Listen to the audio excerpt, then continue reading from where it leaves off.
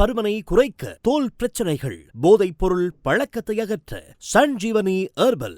No side effects, 100% natural.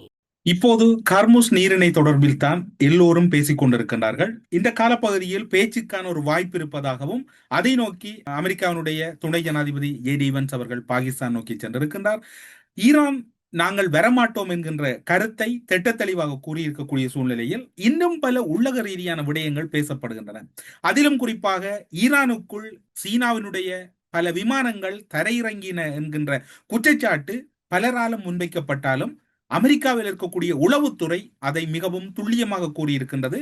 ஈரானுக்குள் சீனாவினுடைய சரக்கு விமானங்கள் என்கின்ற போர்வையில் உளவு விமானங்களோடு இணைந்து பல ஆயுதங்கள் அனுப்பப்பட்டிருப்பதாகவும் கூறப்படுகிறது. இவை தொடர்பான ஒரு முழுமையான விடயத்தை நாங்கள் இன்று பார்க்கலாம் என்று நினைக்கின்றோம்.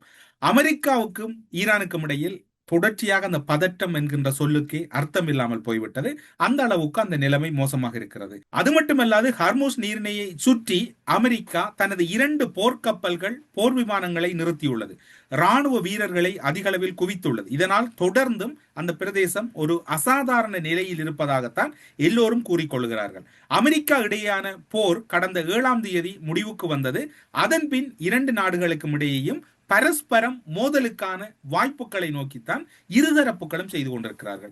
அதில் ஒருவர் குறைந்து ஒருவர் கூடி என்றல்ல, ஒருவர் செய்தார் மற்றும் மறுபுறம் இன்னும் ஒருவர் செய்கிறார், இன்னும் ஒருவர் செய்தார், அதற்கு இடையாக இன்னும் ஒருவரும் செய்து கொண்டிருக்கிறார். இருப்பினும் பேச்சுவார்த்தைக்கான சந்தர்ப்பங்கள் அல்லது பேச்சுக்கான முயற்சிகள் அதிக அளவில் இருப்பதாகத்தான் எல்லோரும் கூறுகிறார்கள். ஹார்முஸ் நீரிணையை சுற்றி நிறுத்தப்பட்டுள்ள விமானந்தாங்கி போர்க்கப்பல் மற்றும் அதில் உள்ள போர் விமானங்களை மீளப்பெற வேண்டும் என்று ஈரான் கடுமையான அழுத்தம் கொடுக்கின்றது. அதனை ஏற்காது விட்டால் ஹார்முஸ் நீரிணை பகுதியின் முடக்கத்தை தளர்த்த மாட்டோம், முடக்கம் தொடரும் என்கின்ற அறிவிப்பை ஈரான் வெளியிட்டுக் கொண்டிருக்கின்றது. ஈரான் வெளியிட்டு தான் இருக்கின்றது. இதற்கிடையில் ஈரானுக்குள் 4 சரக்கு விமானங்கள் சென்றுள்ளதாகவும் அந்த 4 சரக்கு விமானங்களும் சந்தேகத்துக்கிடமானவை என்கின்ற குற்றச்சாட்டு அமெரிக்க தரப்பால் முன்வைக்கப்படுகின்றது. இது பற்றி மத்திய கிழக்கு பிராந்தியத்தில் நடக்கும் நிகழ்வுகளை கூறக்கூடிய அரசியல் விமர்சகராக இருக்கக்கூடிய மரியோ நௌஃபல் அவர்கள் கூறுகின்ற போது முக்கிய விடயங்கள் இதில் பார்க்கப்பட வேண்டி இருக்கின்றது. இதனை சாதாரணமாக கடந்து செல்ல முடியாது. அங்கு சென்ற விமானங்கள் சரக்கு விமானம் என்ற போர்வையில் பல ஆயுதங்களையும் நவீன தொழில்நுட்பத்தையும் எடுத்துச் சென்றிருக்கின்றன.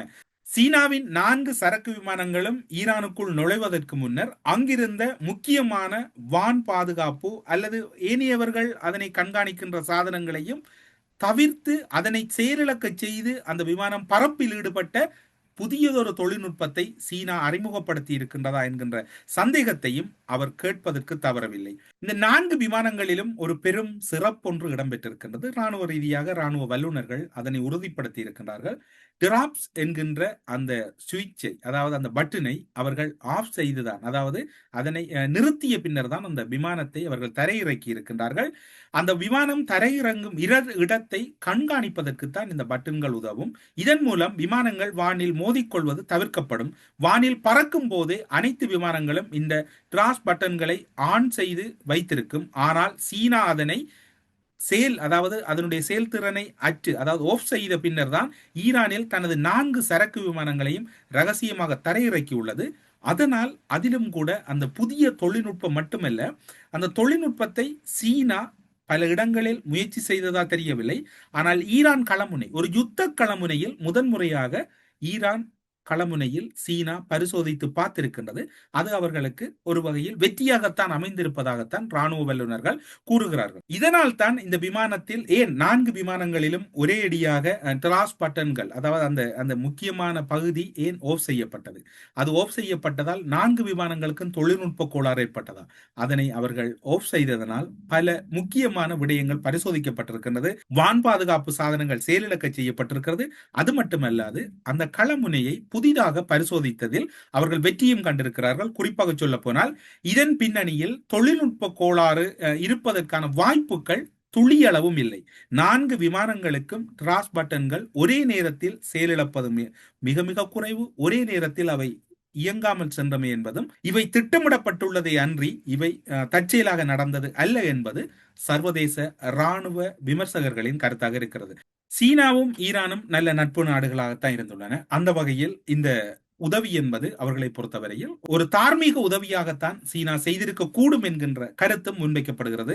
ஈரானுக்கு சீனா அதிக அளவில் ராணுவ உதவிகளை செய்கின்றது, ராணுவ விவகாரங்களில் அதிகளவான உதவிகளையும் நவீன தொழில்நுட்பத்தையும் வழங்குகிறது என்று சர்வதேச ஊடகங்கள், உள்ளூர் ஊடகங்கள், எல்லா ஊடகங்களும் கூற நேரடியாகவே களத்துக்கு வந்தார் டொனால்ட் ட்ரம்ப் அவர்கள். இவ்வாறு செய்வீர்களாக இருந்தால் விளைவுகள் கடுமையாக இருக்கும் என்பதை எச்சரித்தார். அதன் பின்னர் பார்த்தால் கடந்த மாதத்திலே அவர் ஒரு மறுப்பை வெளியிட்டார்.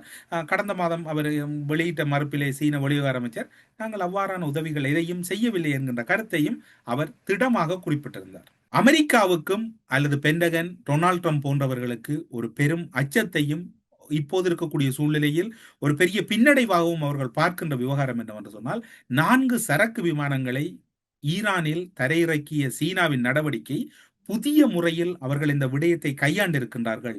இது பல ஆயுதங்களை காவி வந்திருக்கின்றது. எனவே இந்த யுத்த களமுனையை தைரியமாக கையாளுவதற்கு ஈரான் தொடர்ச்சியாக அந்த கருத்தை கூறுவதன் பின்னணியில் இவ்வாறான உதவிகள் நிச்சயமாக இருக்கின்றது என்பதை யார் நம்பாது விட்டாலும் டொனால்ட் ட்ரம்ப் நம்பி இருப்பதாக அமெரிக்காவில் இருக்கக்கூடிய பிரதான ஊடகங்கள் செய்தி வெளியிட்டிருக்கின்றன. எனவே ஈரான் களமுனை என்பது ஒரு ஆபத்தின் விளிம்பாகத்தான் இப்போது பார்க்கப்படுகிறது. வெனிசுலாவில் கையாண்ட நடைமுறை இங்கு முழுமையாக தோற்றுவிட்டது என்கின்ற கருத்தையும் அவர்கள் கூற தவறவில்லை ஈரான் தரப்பில்.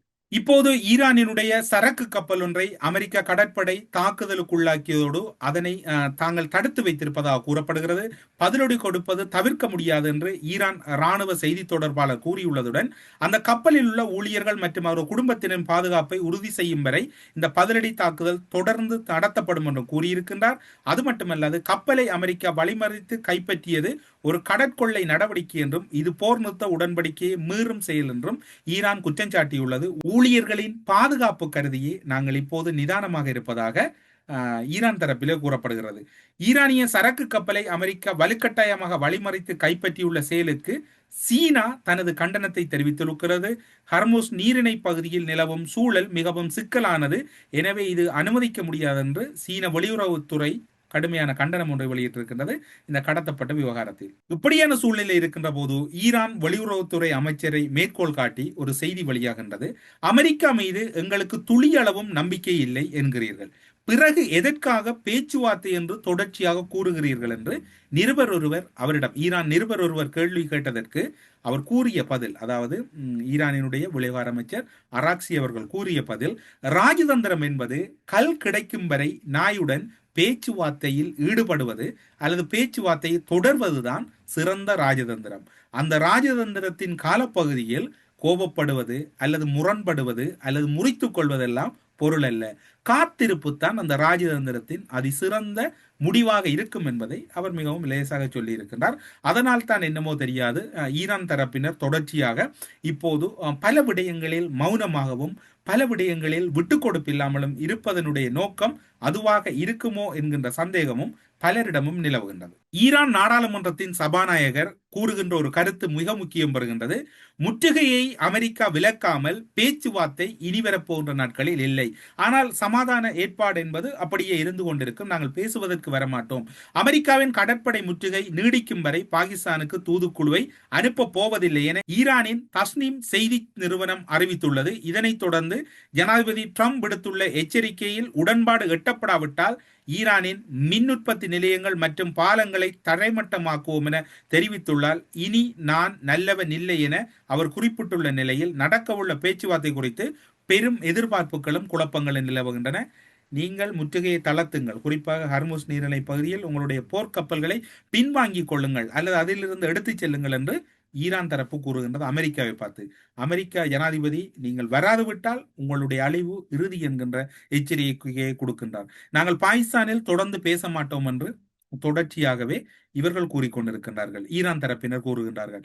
இது மீண்டும் போர் வருமா அல்லது உக்ரைன் ரஷ்யா போன்றோ இவ்வாறான ஒரு பதட்டத்தோடு இந்த களமுனை கடந்து சென்று விடுமா என்கின்ற பெரும் சவால்கள் இருக்கின்றது. உக்ரைன் ரஷ்யா களமுனை வேறு, ஆனால் இப்போது ஈரான் களமுனை என்பது ரஷ்யாவும் சீனாவும் இணைந்து மேற்குலகுக்கு ஒரு பெரும் நெருக்கடி கொடுக்கக்கூடிய களமுனையாக இருப்பதனால் இது உக்ரைன் ரஷ்யா போன்று நாங்கள் இலேசாக பார்க்க முடியாது.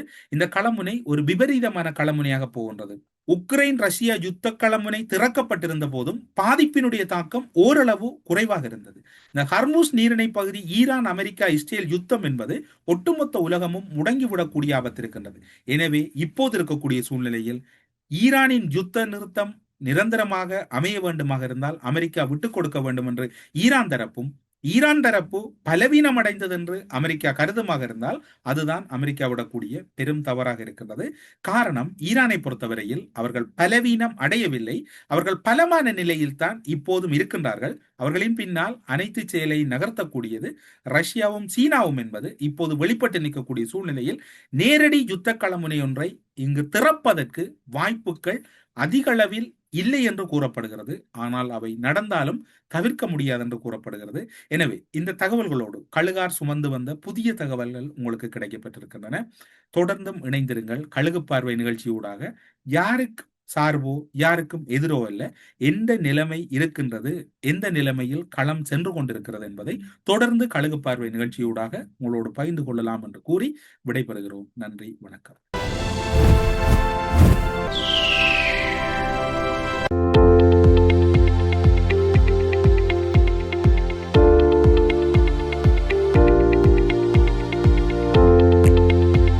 உடற்பருமனை குறைக்க, தோல் பிரச்சனைகள், போதைப் பொருள் பழக்கத்தை அகற்ற Sanjeevani herbal. No side effects, 100% natural.